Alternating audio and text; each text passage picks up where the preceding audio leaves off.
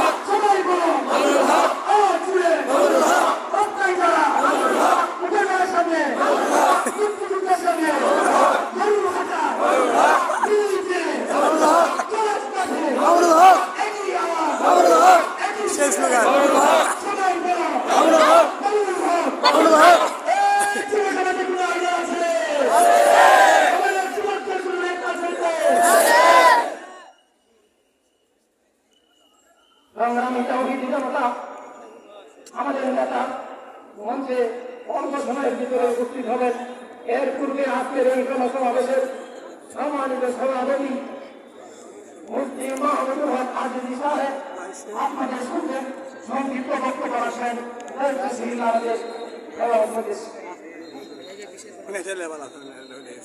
আসসালামু আলাইকুম ওয়া রাহমাতুল্লাহি ওয়া বারাকাতুহু। نحمده ونصلي على رسوله الكريم أما بعد. أعوذ بالله من الشيطان الرجيم. بسم الله الرحمن الرحيم. واعتصموا بحبل الله جميعا ولا تفرقوا. صدق الله العظيم.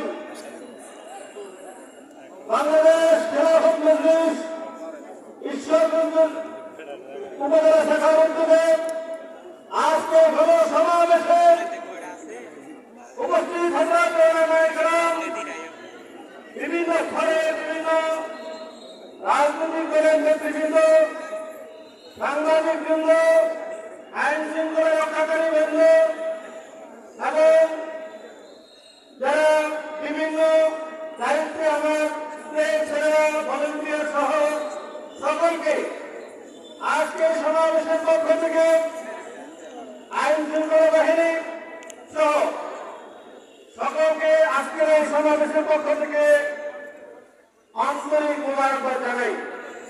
মহতরম হাজিরিন, আজকের সমাবেশে আমরা যে মহান ব্যক্তিকে পাচ্ছি, তিনি সাধারণ কোন ব্যক্তিত্ব নন, তিনি আগামী দেশে আগামী দিনে আমাদের বাংলাদেশের পরিচয় ঠিক কিনা বলে মাহমুদুল হোসেনের নেতৃত্বে আমি আমাদের ঈশ্বরগঞ্জবাসীকে অনুরোধ জানাবো, আমরা যে যে দলে আছি, আমি পূর্বে বলেছি ইসলামিক দল করা এটা কোনো অন্যান্য রাজনীতির মতো নয়, এটা হলো একটা ইবাদত। আল্লাহর হুকুমত চলবে কার? আল্লাহ। আল্লাহর জমিন রাজত্ব করবে কার? আল্লাহর জমিনে আল্লাহর রাজত্বকে প্রতিষ্ঠা করার জন্য মাহমুদুল হোসেনকে আমরা সকলে জানাই আছে।